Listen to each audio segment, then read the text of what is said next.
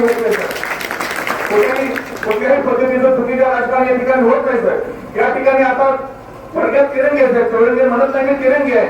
त्या ठिकाणी अजितदादा राष्ट्रवादी गटाचे उमेदवार आहेत, जयंत पाटील गटाचे उमेदवार आहेत, तिरंगी आहे साहेब. पण लोकांचा तशा पद्धतीचा रिस्पॉन्स नाही आहे साहेब. लोकांना वेगवेगळ्या पद्धतीचे वचने देत आहेत.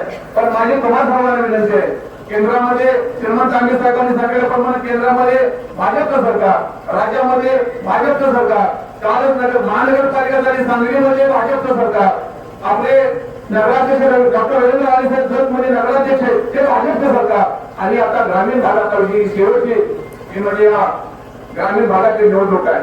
त्यामुळे माझी सर्वांना विनंती आहे की आपण पुढे येणारे 2-4 दिवस आपण लोकांच्या पर्यंत पोहोचायच्या, लोकांच्या होम करून घरी जायचा आणि प्रचार करून आपण चांगल्या मतानं चांगल्या ताकदीनं आपण मला निवडून आणण्याचा प्रयत्न करायचा आहे. दहीबच्चीमध्ये साहेब या गावातील ग्रामपंचायत वाढीने आपल्यावर विश्वास ठेवून चांगल्या पद्धतीने एक विश्वास आला की वर्षभरामध्ये आमदार साहेबांनी एक चांगली कामं केलेत आणि त्याच माध्यमातून दहीबच्ची गावातील या ग्रामपंचायत वाढी सरपंच उपसरपंच त्यांचे सर्व सदस्य या सर्वांनी आपल्या भारतीय जनता पार्टीमध्ये आपल्या नेतृत्वाखाली प्रवेश केला. साहेब या गावातील हे माळीगडाचं मंदिर आहे आणि हे सगळे माळीगडाची देवस्थानची जागा आहे साहेब. आपल्या निदर्शनात थोडंसं आम्ही कमी पडलं सांगण्यासाठी, पण आपण स्वतः या ठिकाणी येऊन भेट दिली, आपण इथे जागेची पाहणी केली आणि आम्हाला शब्द दिला की हे माळीगडाचं देवस्थान हे भूवर्गामध्ये घालून येणारे काही दिवसामध्ये 5 कोटी रुपये या गावासाठी आपण या देवस्थानासाठी देऊ. आणि त्यामुळं हे शब्द जेव्हा सरपंच साहेबांच्या इतर ग्रामपंचायत बॉडीच्या कानावर पडत त्यांनी सगळ्यांनी विचार केला की बाबा एवढं आमदार साहेब आपल्या गावासाठी करत असतील तर आपण सुद्धा या ठिकाणी एक पाऊल पुढे घेतलं पाहिजे आणि त्यांनी आपल्याकडे आज प्रवेश केलेला आहे. साहेब या ठिकाणी आपलं मनोगत झाल्यानंतर या ठिकाणी दरीपुरातले सुद्धा माजी सरपंच अंबाना पाटील आहेत, ते सुद्धा काँग्रेसमध्ये होते, आता ते सुद्धा भारतीय जनता पार्टीमध्ये प्रवेश करणार आहेत. आणि खंडणार आहे, खंडणार पूर्ण ग्रामपंचायत बॉडी साहेब काँग्रेसमध्ये होते, ते आता परत आपल्या भारतीय जनता पार्टी प्रवेश करत आहेत. फेब्रुवारीमध्ये होत आहे, म्हणजे जवळपास 24-25 4 वर्ष आपल्याला लोकप्रतिनिधी होते आणि मोठा गॅप हा या काळामध्ये पडलाय.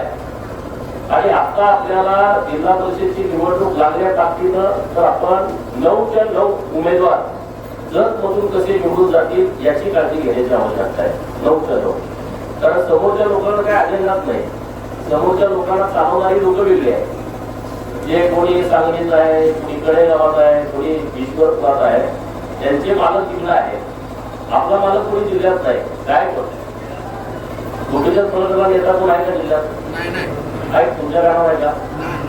आपला नेता वर्षा बंगल्यावर आहे आणि त्यामुळे आपल्याला काहीच अडचण येत नाही. जर विधानसभा मतदारसंघाला एकदम खमक्या नेतृत्व आपल्या पाठीशी ठामपणे उभा आहे.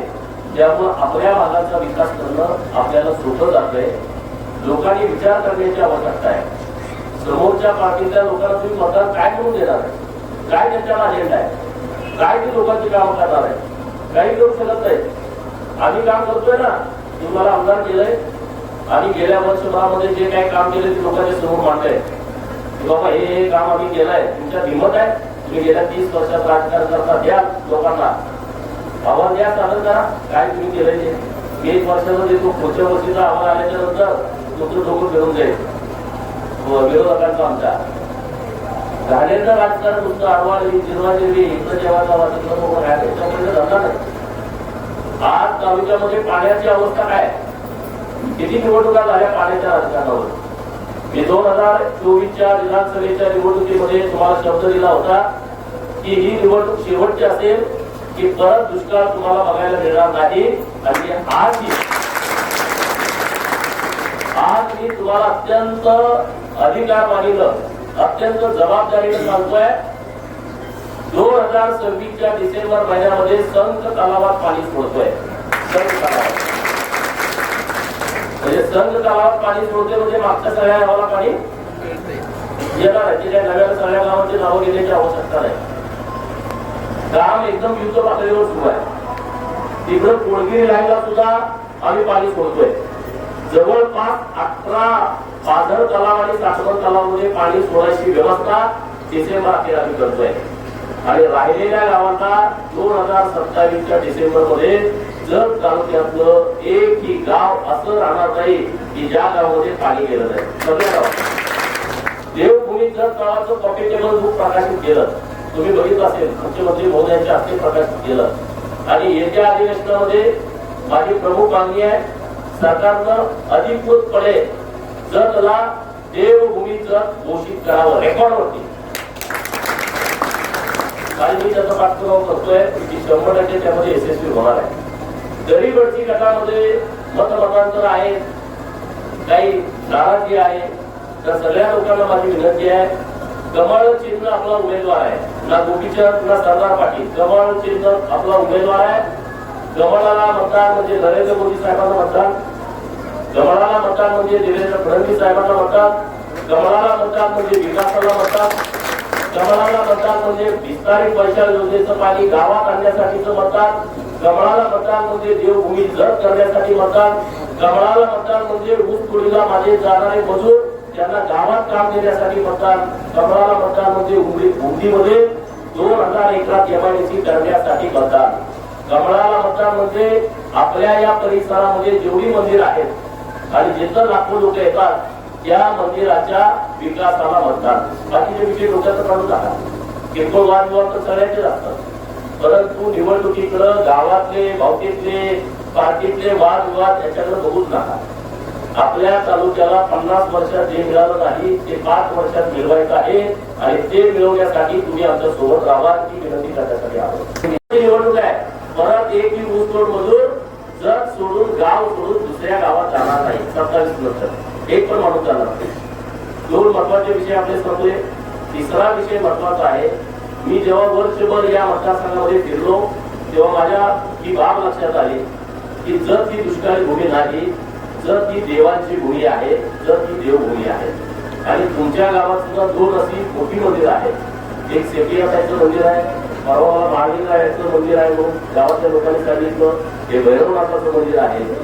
हा फार कधी तालुक्यांना वारसा मिळाला आहे आणि म्हणून याचं एकत्रितपणे डेव्हलपमेंटचा आराखडा मी तयार करतो. एकत्रितपणे 2 प्रकारे आम्ही सरकारचं चालू आहे. एक तर 3चं क्षेत्र बंद करा, 5 कोटी रुपये द्या. ते जमत सरकारला नसेल तर 36 मंदिरांचा मी आराखडा तयार करतो, त्याला एकदम 200 कोटी रुपये द्या. जुन्याला आणि नव्यांना एकत्रितपणे पुढे घेऊन जाऊन गावाचा विकास करणं हे माझं या सगळ्या अजेंडा आहे निवडणुकीचा. मग तुम्ही समजून घ्या, कुणावरती अन्याय होणार नाही. मी जुना आहे, मी नवीन आहे, माझं कोण ऐकल का नाही तर मी व्यवस्थित सगळ्यांचं ऐकतो. चुकीचं करणाऱ्याचं मी कधीच ऐकत नाही, म्हणजे जवळचं असू दे अगर लांबचं असू दे. आणि मला व्याख्यान करणाऱ्याचं तर कधीच ऐकत नाही, त्याला कधी बोललेलं पण करायचं नाही. मला व्याख्यान करायच्या कुणीच भांगडी पडायचं नाही, त्याचा मी कधीच विचार करत नाही. आणि त्यामुळे मला देणं घेणं आहे जत तालुक्यातल्या सामान्य लोकांचं, मला देणं घेणं पुढाऱ्यांचं नाही. मला लोकांचं देणं घेणं आहे, लोकांना त्रास होऊ नये, लोकांना मदत व्हावी आणि लोकांच्या माध्यमातून काम व्हावं याच्याशी मला देणं घेणं आहे. आणि अत्यंत जबाबदारीने सांगतोय, जत तालुक्याला अभिमान वाटणं असं काम आम्ही पुढच्या 4 वर्षामध्ये करतोय. कारण 1 वर्ष माझं पूर्ण झालं आहे. पुढे एक जिल्हा परिषदेचे सदस्य सरदार पाटील आणि बसरगी काका या दोघांना इकडून निवडून द्या. आपल्या पंचायत समितीवरती आपला झेंडा पाहिजे, आपल्या जिल्हा परिषदवरती भाजपचा झेंडा फडकायचा असेल तर जतच्या 9 सीटा यायला लागतात, तरच गरीब बसतंय, नाहीतर गरीब बसत नाही. तिकडचे जे पुढारी गरीब ते टपूर आहेत, ती सीट पडत्याला, ती सीट पडत्याला. अरे तुमचं बघा, इथं कशाला बघते. कोणी नाराज होते त्यांची मी विनंती करतोय त्यांना, तुम्हाला सर्वांना हात जोडून विनंती आहे की तुम्ही भाजपच्या सोबत या. तुमचं कुठलंही काम मी केलं नाही असा प्रसंग झाला नाही. जो माणूस माझ्याकडे काम घेऊन आलाय त्याचं काम करण्याचा मी प्रयत्न केलाय. एखादं काम त्याचं सक्षम माणूस नव्हता असं लोक बोलतात. मी माझं कौतुक करतोय, सुद्धा मानलंय, परंतु लोक बोलतात काही गरज नाही. त्यामुळे ह्याला इकडं द्यायचं त्याला तिकडं द्यायचं हा माझा विषय बंद झालेला आहे. आणि मी तुम्हाला सांगतो, तुम्ही जर एक चुकीला माझ्यासोबत राहिला तर जिल्ह्याचं राजकारण हे जत मधलं झाले, जत मधलं झाले, दुसरीकडे कुठे ती क्षमता ती ताकद या जतच्या भूमीमध्ये आहे. उद्याची जिल्हा बँक येईल, आणखी काय येईल, जतवर सगळं डिपेंड आहे. तुम्ही फक्त साथ द्या. त्यांना जर नाही गुडघ्यावर आणलं या पुढाऱ्यांना मोठ्या